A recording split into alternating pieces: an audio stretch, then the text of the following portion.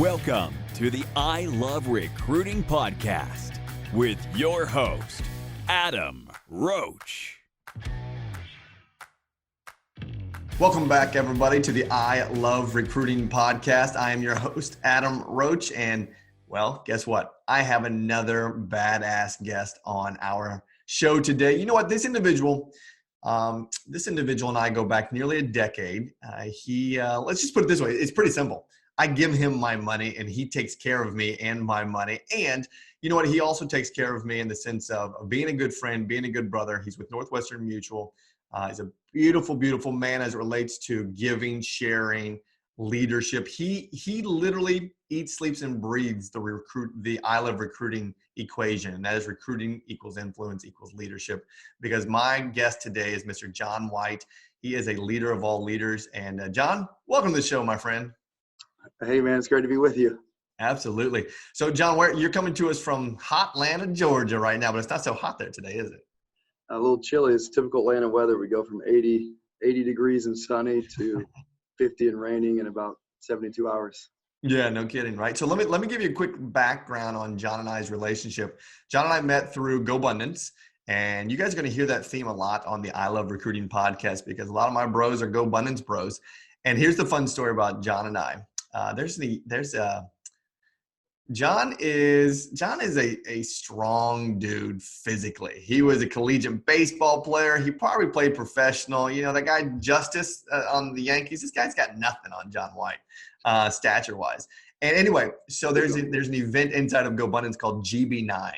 And John and I always competed at a high level on the GB9. And when I say competed, if he got like 300, I got 150. So that was the competition that we were doing. But yeah, that's John, everybody. That's our story, and that's where we came to go. Actually, I think we met at the Robert Kiyosaki first event, right? Rich Dad Poor Dad event. Yeah, that was cool. So catch our listeners up. Who's John White? Oh, man, 10 years into running my own business. Family married to Carrie for 12 and a half years. Big dog, 11 years old. We kind of do everything big around here. Big dog, 3 children. Mm-hmm. And we're in a home right now. We're all working remotely. Yep. In a face-to-face relationship serving business. And as I joked earlier, we're mastering technology really quickly. Yeah, right. We built a team within our business and love to focus on growing as a person, physically, spiritually, personally, professionally.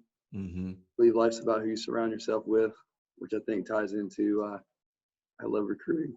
Yeah, for sure. So let's go back to that. So take me back to the days of collegiate baseball.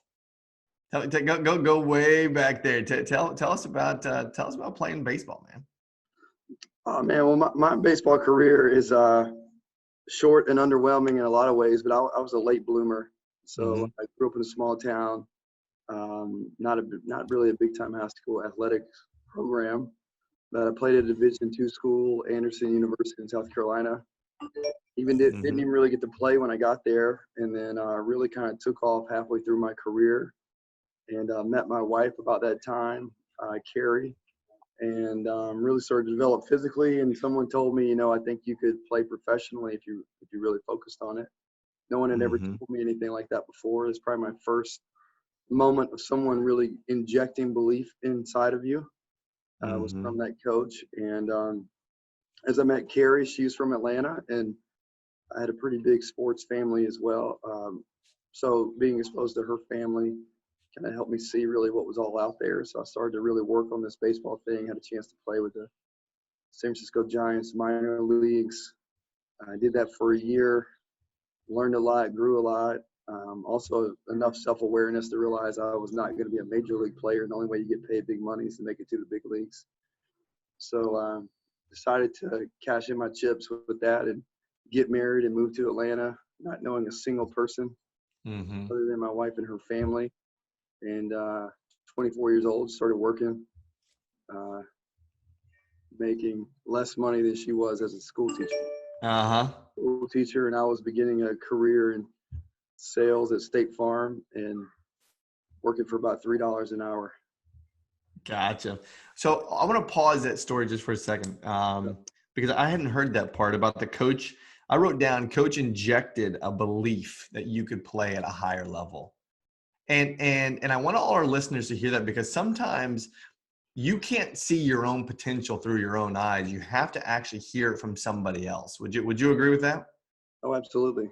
Mm-hmm. And you got to lean on their shoulders, right? You got to stand on their shoulders sometimes, that they're being your coach or a mentor or a leader. And it sounds like that coach did that for you.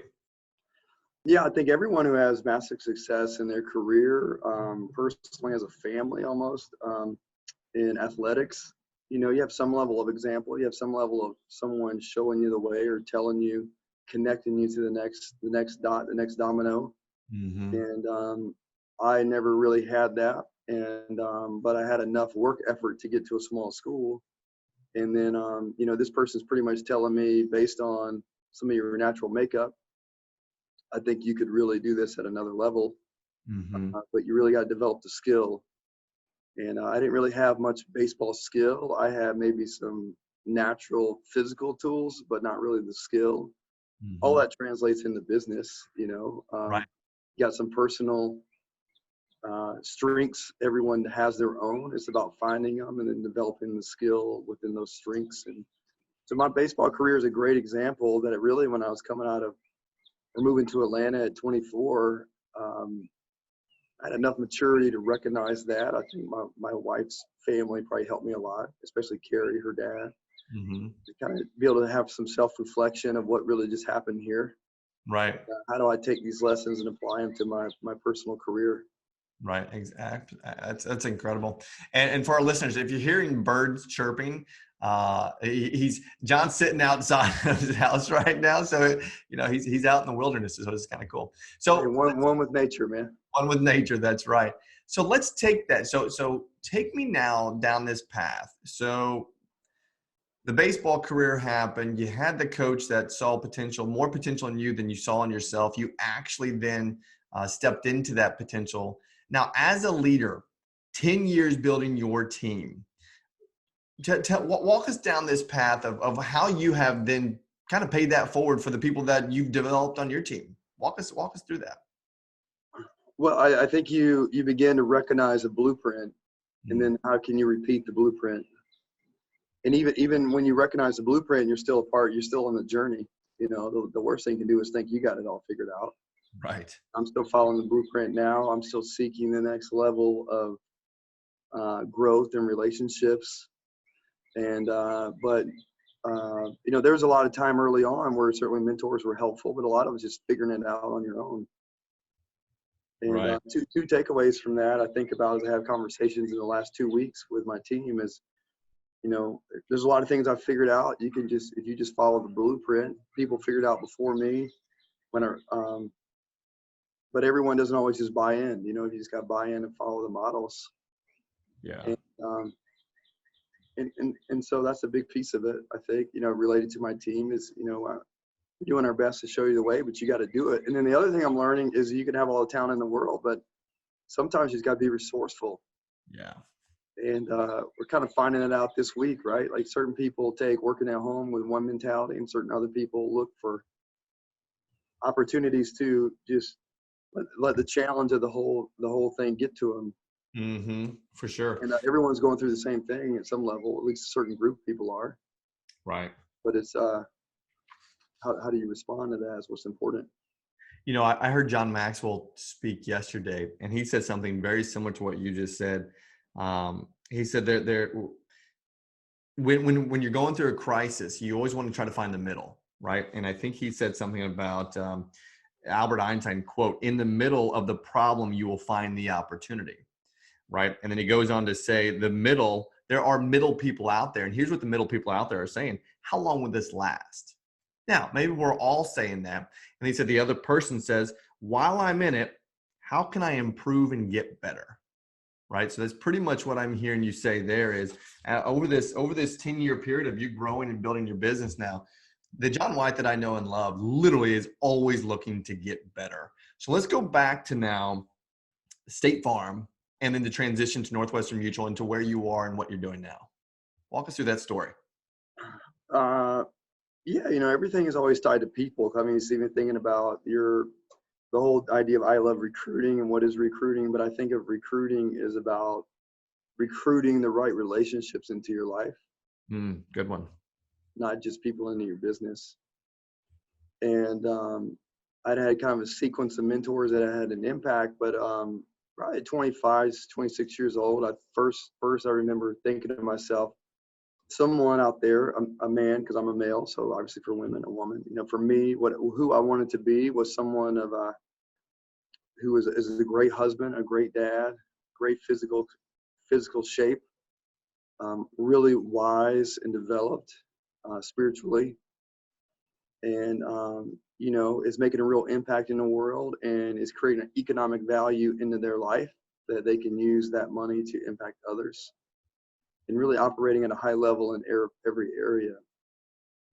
And at that time, I didn't really know anyone that I would say, was at least an 8 out of 10, 8, 9, or 10 in all areas. And I really felt like I met that first person in 2010. His name, ironically, is very similar to John Wright. And he's the leader within the Northwestern Mutual area here in Georgia, is managing partner for Northwestern Mutual. And so when I met him one day, I thought there's no way I would be affiliated with Northwestern Mutual. Never dreamed this part of my world, but I knew I had thought of people like him. And so when I met him, I thought, this is the best example I've seen.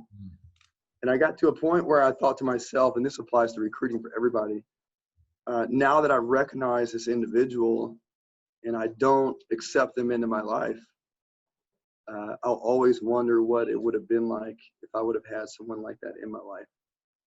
And what's the opportunity cost of not leaning into this relationship? Yeah.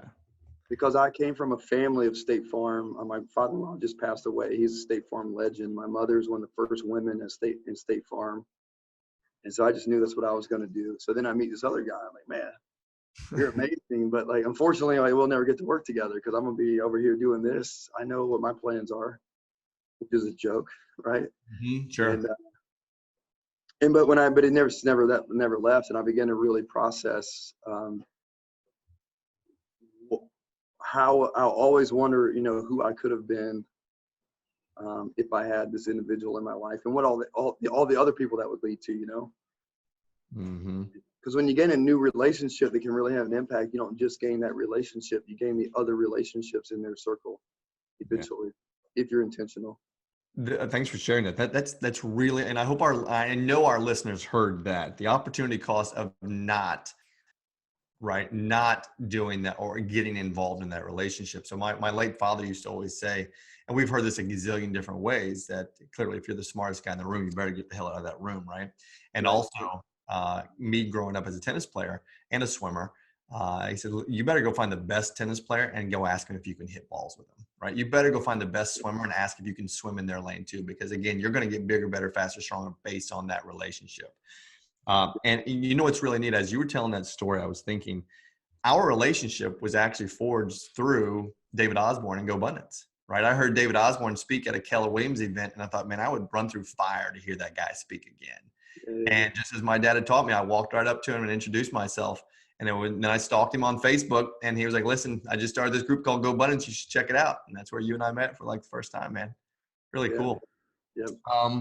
Okay, so now we've got John Wright in the life, right? You got him in your life. And did you then go from State Farm to Northwestern Mutual? What happened next? Yeah, that created a lot of self-assessment. And then I really realized what I wanted to do is I want to have a business of service, a business of giving. I want to have a deep relationship business. I want to have a business that was scalable based on the size of someone's, financial space. I didn't want to meet, this person like a David Osborne and not be positioned to serve them. And I knew Northwestern Mutual gave me that platform. But it wasn't just about the platform, it was about people. And, for other people who are looking at different industries, looking at different, companies, I always think about if I grow to who I think I can be, will they still be there in 30 years? Mm-hmm. And are the leaders I'm joining, will they still be ahead of me in 30 years? Because I have a lot of belief in myself. I believe I'm going to be I'm going to be growing as a person. So I want to be developed by the leaders that I think will continually be ahead of me 30 years from now. And that's what I looked for and thought I found with John's group, John's firm, Northwestern Mutual. I'm eventually working with billionaires. Can Northwestern Mutual still serve them? If I'm eventually, if I became a type of John, like John Maxwell, is there still leaders there that can help me? Right. And ultimately, it just means that's just a mindset of I want to be all that I can be, and I want to grow the business all that I'm capable. Right. And so surrounding myself with people that can help me, that can grow with me. Yeah, that's really, really good. Okay, so now you've built it. You've got it. I've watched you grow. I've been a part of that growth with you, and it's truly been amazing to watch. I don't say amazing in the sense that I didn't think he was going to be able to do it. I say amazing because it's you've impacted me in a way that I mean, I don't know if I've ever shared with you of just truly being a friend, a mentor, a brother, a financial someone that I could always have conversations with. And now here we are on a podcast together, and it's beautiful, and I love it. So Yeah. So now you've built this. You've got it. What have you created? What have you built? Oh man, well, I mean, you're saying we built this. Like I feel like it's just phase one. I tell my team that. I'll say a lot of people think that we're established. Like it's just chapter one. Is all the first 10 years is just chapter one. And so from here, I think about focusing on sustainability. I think about preeminence is a word that is used often that Andy Stanley also references, which references to sustainability creating competitive advantage. Say that again so everyone heard that. So preeminence is sustainability and what? I'm working on this full sentence. I don't quite have it all down, but is that becoming preeminent is when sustainability over time creates a competitive advantage. And so, you think about Northwestern Mutual has been around for 160 years. It's a preeminent organization. You think about certain leaders, who are teaching timeless principles. I mean, a couple books, one in particular, preeminence. You can. So then, when you're really looking for things, I look for things that are timeless. I look for things that have been around for a long time. I look for wisdom that was true thousands of years ago.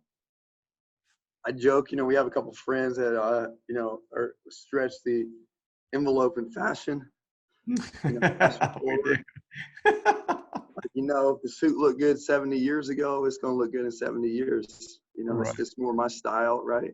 But people can say that's boring, but right. Same kind of, there's some connection amongst that whole mindset and philosophy.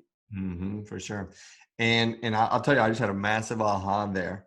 Phase one, chapter one, that was the first decade, right? That's really neat. And when our listeners, I want you to pay attention to this because this is powerful. 10 years is a long time. However, there's a lot that happens in 10 years. Your personal growth, your business growth, your relationship growth, your spirituality growth. There's a lot of growth that happens in a 10-year period. And what we just heard John say is that's just chapter one, right? That truly is just a chapter one. So let me go into something real quick. How do you reflect on your wins? How do you reflect on that chapter? What do you do to reflect? Yeah, man, this is a good therapy session. You got me thinking. I mean, some things that have evolved, I think as I've grown is how do I reflect? I think, the key is that you're optimizing everything you can in all of your potential while maintaining your most important priorities. You can't have multiple priorities, but you have multiple parts of your life that can have one priority. Right. So being really clear in those. And I think maybe my brother-in-law shared this with me one time is that, like in your 20s, you're just trying to figure out what the hell's going on. Mm-hmm. In your 30s, you really begin to develop your skill sets. I think it's probably in some business content as well. And then, in your 40s is when you really start to really build stuff. Mm-hmm. It's in your 50s, you go to the next level. So I think a lot of times I'm around people that have successful careers. And, I'm around a lot of people that are older than me. And so a lot of times we want things quickly. Mm-hmm. And I think it's also just important to, in the phase of life, like what phase are you in? And when you have a lot of mentors and you're around a lot of wise people, or you're around people that have big careers and even great families, and you're just seeing the result of that work, but you're also a lot of times they're ahead of you in terms of just tenure, and Yeah. like, wow, okay, so I just turned 36. So the better question is like, well, where were they in their phase at 36? Right. Versus being disruptive, trying to catch up with them. Yeah. I see that happen a lot. I see a lot of people, in this economy that we're about to go through.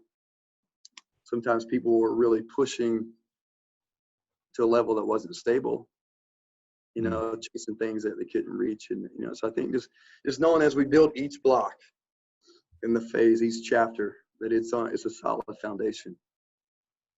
Yeah. Just make sure whenever we go on to the next block and the next phase, that first layer foundation is laid solid. Mm-hmm. That's true in our financial plan, and our wealth plan. It's true in our business and our family and our children. Mm-hmm. We're so ready to get to the next phase, but we didn't build a solid foundation in the phase that we're in. Yeah. It's a lot of what I've learned. I think probably really try to focus on, which brings a sense of patience, massive urgency, and then, patience at the same time. Well, that let's be real. That sense of patience, that's tough. It's really tough, man. That is really, really tough. Because again, you just said it. We want to get there so fast, right? We truly want to get there so fast, and well, quite frankly, we can't get there that fast. We need to slow down. And I love what you said. Build each block, right? Build that foundation, and know that it's also a phase of life, right? Yeah. Truly know that it's a phase of life, and just like John Maxwell said this the other day, and he quoted Solomon, right? This too shall pass. Yeah. Right? This too shall pass. I mean, we're sitting outside right now. We're listening to birds in the rain because they got 3 little ones running around full speed upstairs, and Mm-hmm. and I got friends that are a little bit younger that can run a little bit faster some days. I got friends that are older and their children are out of the house and they can dedicate certain things. And yet my number one priority is really 3 priorities, and they're running around on my top level upstairs. Mm-hmm. With really the number one priority is the one that's taking care of them. Yeah. And sometimes we can forget that, just recognizing where are we, what phase are we in, and what's most important. Mm-hmm. Absolutely. And So go ahead, keep going. You're going to say something else. That's it. I mean, saying it was getting ready to come out. What was it? No, a part of it is just it sounds really good, right? So okay, let's transition now, because you've always been someone. Heck, we were just in Aspen together, and you had flown from somewhere else, and you were flying out that next day because of those priorities. I mean, granted, you said there is one priority, and that's taking care of your family. You flew out of Aspen early morning the next day, maybe after you've been there 24 hours, maybe 48 hours, to go back to the family. I want to talk about I'm going to switch gears. Accountability, right?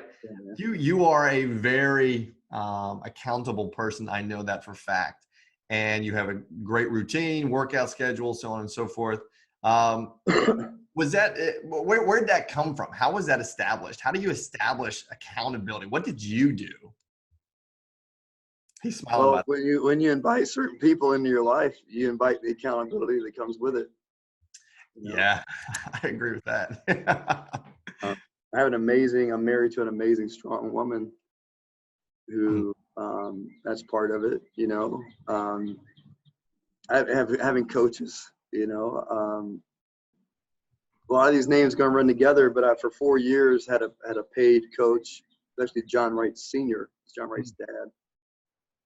Played in the NFL back in the day for a little while. He's a legend in the Northwestern Mutual world. There we go. There's people walking around the background. And he's coaching. And so the first conversation I had with him one day, I said, John, this is John Wright Sr. I said, I think I can accomplish some things that other people think are crazy. I just need someone I can talk to about it. And then through that conversation, at some point in our coaching, maybe I didn't do something I wanted to do or I didn't execute on, and he's like, I think I got you figured out. They call him, we have all these John Whites and John Wrights. I get a nickname J-Mac, which is from my middle name, McLeod. But he's like, J-Mac, I think I got you figured out. Like, you don't like accountability. And I remember listening to that, and I was like, hell no, I don't like accountability. I mean, who likes accountability, Right. Who likes it? No, I want to do what I want to do, how I want to do it, when I want to do it. I don't want anyone telling me what to do. Right. Mm-hmm. But you begin to realize that it's just necessary as part of the process. You can't ignore it, Mm-hmm. In sports, you get accountability through your coaches. It's structured. It's forced on you. I kind of learned this. Everyone's like, oh, athletes are so disciplined. It's like, not really. They're just told what to do all the time. Right. It's true. But in the professional world and no one's telling you what to do, you're a business owner. You got to create structure and habits and rituals that then appear like someone's a disciplined person, but really they just have structure. And they have the better habits and rituals. And so, I mean, even today, I still don't like waking up early. I don't like doing what I'm supposed to do. Yesterday, this past 2 weeks, I've made more phone calls to people than I've made in probably 7 years. And just being reminded what it was like in the beginning of building the business.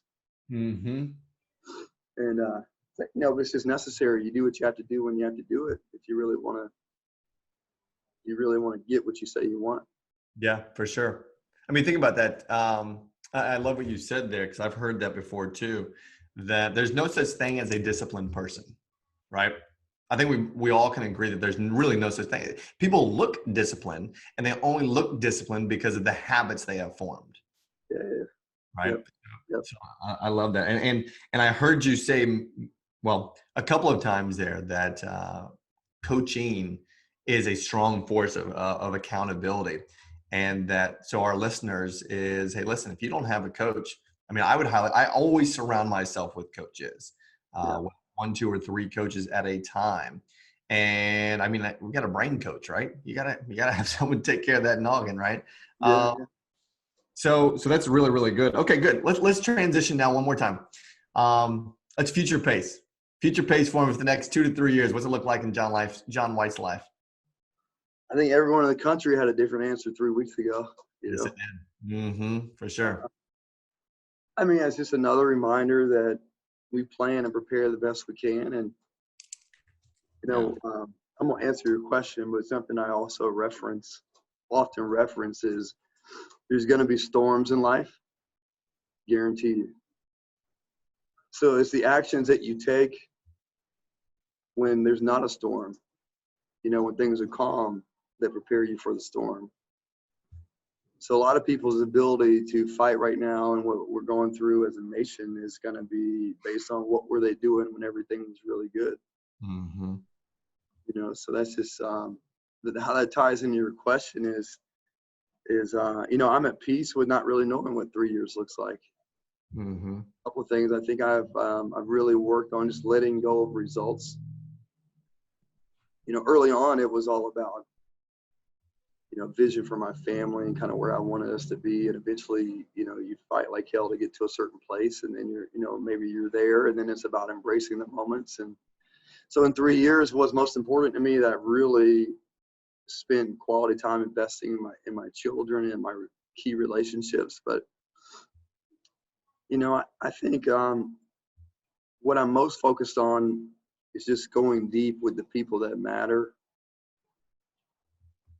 And I think if you take intentional action and you take the right intentional actions with the people that matter, which, it certainly is family, but other key relationships, your team and your business, your clients, likely 3 years from now will be better than what I anticipate if I do those things. Right. You know, and one thing my grandfather, who I mentioned just passed away, he always told me is like, you take care of your people will take care of you. Mm-hmm. And there's no greater time right now than for all of us to take care of each other. Yep. And Yep. I just know things. It's hard for me to coach people sometimes because I just have this incredible belief that if I do those things, everything will be good. Yeah, I agree, man. I really do. You know, it's fun. Here's what I love about interviewing people that I highly respect, admire, is I sit here and take notes myself. I've got 3 pages of notes, my friend. Thank you very much. Thank you. So how can people go find John White? Oh man, I Don't got give an email. don't give What's your that? don't give your home address. Don't do that. I got an email and a cell number and a Instagram now, I guess. You do have an Instagram. Tell everybody where that Instagram is. Oh, what is it? Like @_ John M. White, I think. _ John M. White. Yeah. Here, I'll pull it up for you real quick. Yeah. It is and everybody, you go find him and friend him. There he is. Yep, it's _ John M. White. He has the best Insta live posts, and he crushes the social game. People reshare your stuff all the time, my friend. Well, John, you know, I love you as a brother. I thank you for your time today. This has been really, really impactful. I know our listeners at I Love Recruiting Podcast got a ton out of this. And everybody remember the recruiting equation, or remember the I Love Recruiting equation, because we just heard it from John in many different ways. And we're actually going to go backwards this time, because leadership, as we heard from John, equals influence, which then equals recruiting. So John White, my friend, it's been real. Thank you very much. Everybody, go to iloverecruiting.com and check us all out there. Go download and listen to all of our other podcasts on I Love Recruiting Podcast. Until next time, see you later.